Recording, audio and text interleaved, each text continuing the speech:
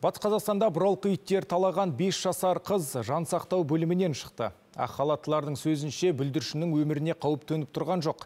Жағымсыз жайт 4 күн бұрын ойын алаңында болған еді. Түрлі дене жарақатын алған қыз бала бірден ауруханаға жеткізілген.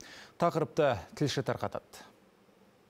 Қаңғыған иттер талап кеткен қыздың анасы Әлия Мәрленова баласының денсаулығына алаңдаулы. Келіншектің сөзінше бәрі аяқ асты болған. Ойын баласы алаңқайға шығып кеткеннен кейін бірер минуттан соң көршілері жағымсыз жайттың болғанын хабарлапты. Оқыс оқиға Ақсай қаласында болған. Барсам қаңқан болады.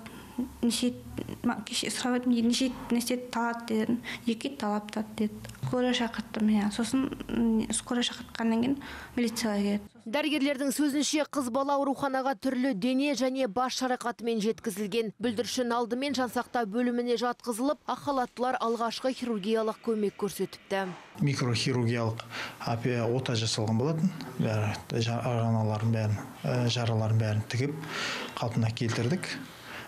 Қазіргі таңда бүгін 3-ші тәулік баланың жағдайы қалыпты. Айта кетейін, қаңғыбас иттердің мәселесі қаланың көп ауданында өзекті. Ал олардан зардап шегетіндердің дені балалар. Жыл басынан бері өңір бойынша 120 адамда ит қапқан. Гүлмарал Изатқызы, Ринат Шәріпов, Алматы телеарнасы, Батыс Қазақстан облысы.